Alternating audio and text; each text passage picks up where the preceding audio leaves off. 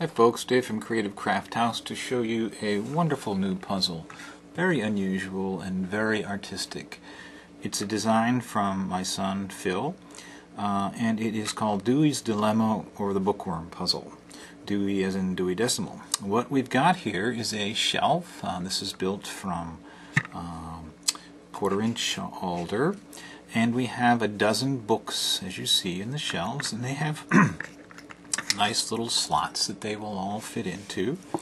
And if I pull out these books, dump them from the shelf, you will see that each book is numbered and that there are 4 different authors on the book. And we chose Stephen King and Tolkien and Asimov and Shakespeare.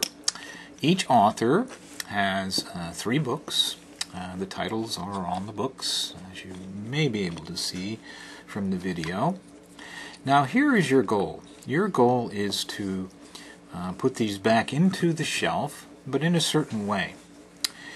You must not have any author next to, in his position next to one of his own books. And you can tell them easily because the woods are different. For example, Shakespeare is alder, Tolkien is maple, Asimov is walnut, and Stephen King is oak.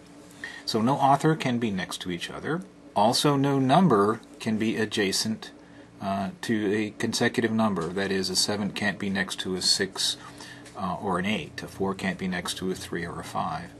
And no book height can be back next to a book with the same height. There are 3 different heights here.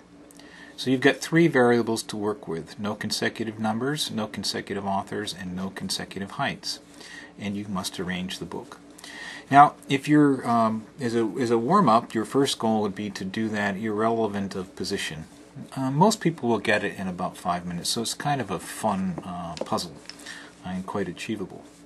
But there are many other challenges. And what you can do to make it a much greater challenge is to pick an author. For example, I picked Shakespeare here. Let me pause for a minute to reset this.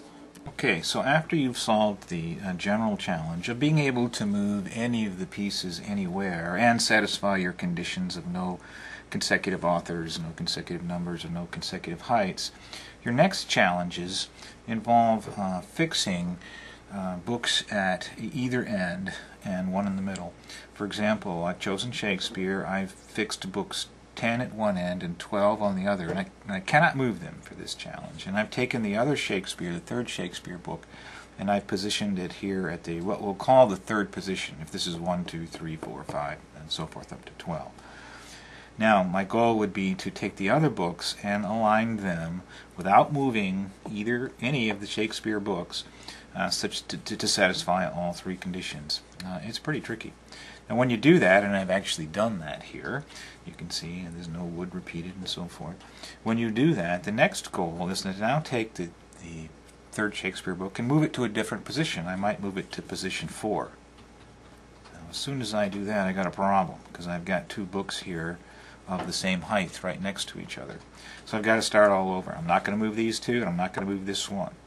When I solve that, I can put it here. Oh, I got a problem because these 2 books are the same height. And again, I've got to go through it, and so forth. So you've got 7 unique challenges based on these 2 books being at the end.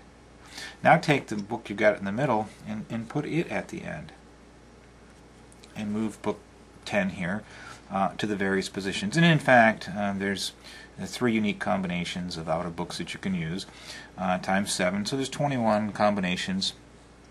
Unique combinations that you can try to solve for. So a lot to do with this puzzle. It's a logic puzzle, not a spatial puzzle. It will appeal to a lot of people, particularly those that may not favor the spatial 3-dimensional puzzles. But very good, very interesting, and really quite beautiful. Thank you very much.